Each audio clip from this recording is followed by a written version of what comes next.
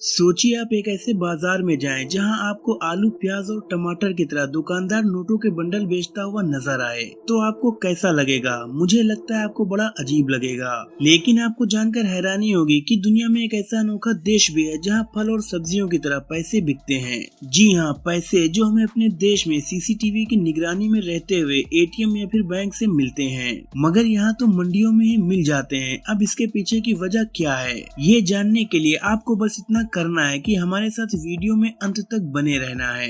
दोस्तों, करेंसी किसी भी देश की इकोनॉमी की नींव होती है। यही वजह है कि दुनिया के लगभग सभी देश अपने यहाँ के सिक्कों और नोटों को बड़ी हिफाजत और कड़ी सुरक्षा में रखते हैं। लेकिन दुनिया में एक जगह ऐसी भी है जिसका नाम है सोमाली लैंड, जहाँ पैसा बंडल की शक्ल में शहर की सड़कों पर रद्दी की तरह पड़ा रहता है, और वो भी बिना किसी हिफाजत के। अब आप ये मत समझिए कि यहाँ राम राज्य स्थापित है और किसी को भी न पैसों का लोभ है और न ही चिंता। अब ऐसा क्यों है, इसके लिए हमें जरा इस जगह का इतिहास जानना पड़ेगा, जिसके लिए कुछ साल पीछे जाना पड़ेगा। कुछ साल से मतलब है कि करीब 3 दशक पहले। तो वो वक्त था साल 1991 का, जब उत्तरी अफ्रीका में अदन की खाड़ी के पास मौजूद सोमाली लैंड गृह युद्ध के बाद सोमालिया से अलग होकर वजूद में आया। यहाँ के लोगों ने तो इसे अपना नया देश मान लिया, लेकिन किसी भी दूसरे देश ने इसे मान्यता नहीं दी और अभी तक भी नहीं दी है। लेकिन मीडिया में छपी खबरें बताती हैं कि यहाँ की 40 लाख की आबादी खुद मुख्तार जमहूरियत का दावा करती है, मगर इस जगह की हैसियत बेहद गरीब मुल्क वाली है, क्योंकि यहाँ न तो कोई सरकारी व्यवस्था लागू है और न ही यहाँ के लोगों के लिए रोजगार के लिए कोई साधन है। वैसे यहाँ से भारी मात्रा में ऊँटों का निर्यात होता है, लेकिन फिर भी इतना नहीं कि देश के लोग सुकून से और आराम से जिंदगी जी सकें। यहाँ का ज्यादातर हिस्सा रेत की चादर से ढका रहता है। वहीं पानी की कमी की वजह से इलाके में सूखा पड़ जाना आम बात है। नतीजा सोमाली लैंड में साधारण नहीं बल्कि गरीबी का स्तर बहुत भयंकर है। और यहाँ की करेंसी का नाम है सोमाली लैंड शिल्लिंग, जिसकी वैल्यू चूरन में मिलने वाले चिल्ड्रन बैंक के नोट जितनी है। मगर फिर भी यहाँ सोमाली लैंड शिल्लिंग के 500 और 1000 के नोट ही चलते हैं। बताया जाता है कि यहाँ एक अमेरिकन डॉलर के बदले लगभग 8500 से लेकर 9000 सोमाली लैंड शिल्लिंग के नोट मिल जाते हैं।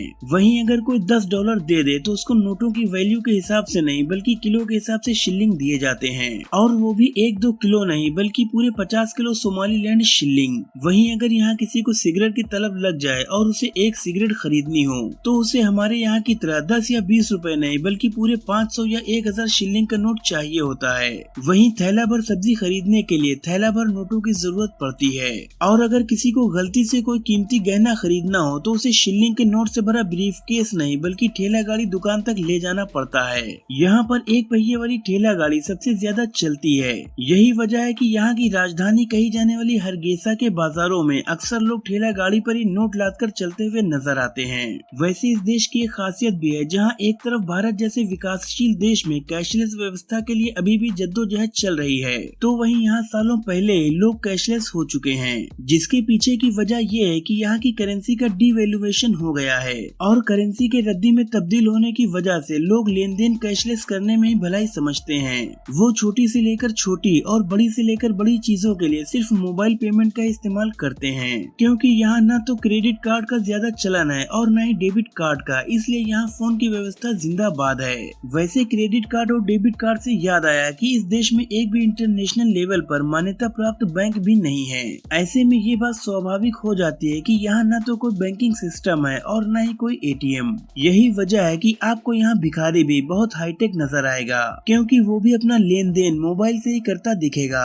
वैसे सबके कैशलेस हो जाने की वजह ये भी हो सकती है कि कौन छोटी मोटी खरीदारियों के लिए झोला भरकर नोट ढोता फिरे, इसलिए यहाँ आम और खास सभी कैशलेस रहना ही पसंद करते हैं। फिर चाहे फुटपाथ पर सब्जी और फल बेचने वाले हों या फिर बड़े बड़े चमचमाते जनरल स्टोर और बाकी जरूरत के सामान वाली दुकानों पर बैठे धन्ना सेठ। कहीं भी चले जाओ, बस अपने मोबाइल से दुकानदार का मोबाइल नंबर या फिर QR कोड स्कैन करो और पैसे तुरंत कस्टमर के अकाउंट से दुकानदार के खाते में चले जाते हैं।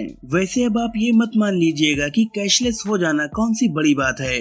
हमारे देश में भी तो कई बड़े शहर लगभग पूरी तरह से कैशलेस हो चुके हैं, मगर सोमाली लैंड की खासियत है कि यहाँ के शहरों के साथ साथ गाँवों में भी लोग नोटों को भूल चुके हैं। BBC में छपी रिपोर्ट बताती है कि यहाँ के गाँव में 60% से ज्यादा लोग अब अपने मोबाइल के जरिए ही पूरा लेन देन कर रहे हैं। साथ ही यहाँ 16 साल से ज्यादा की उम्र वाले 88% लोगों के पास मोबाइल फोन है, जो उनके लिए बातचीत करने का जरिया तो है ही, मगर अब ये उनका निजी बैंक भी बन गया है। जबकि क्योंकि यहाँ के ज्यादातर लोग अनपढ़ हैं या फिर कम पढ़े लिखे हैं। वैसे यहाँ के लोगों के लिए पढ़ाई लिखाई का ज्यादा महत्व भी नहीं है, क्योंकि इस छोटे से देश में रोजगार मिलना एक बड़ी समस्या है। यहाँ के लोग मछली पालन और छोटे मोटे कामों में लगे रहते हैं, जिसमें उनकी सिर्फ आजीविका चलती है। साथ ही ये देश अपने टूरिज्म सेक्टर पर बहुत ज्यादा डिपेंड रहता है। बताया जाता है कि सोमालिया में बीचेस और यहाँ काफी रहस्यमय गुफाएं और जंगल हैं, जिस पर रिसर्च चलता रहता है और शोध से जुड़े लोग आए दिन यहाँ आते जाते रहते हैं। तो दोस्तों, मुझे उम्मीद है कि पैसों के बाजार और सोमालीलैंड के बारे में बताता ये वीडियो आपको जरूर पसंद आया होगा।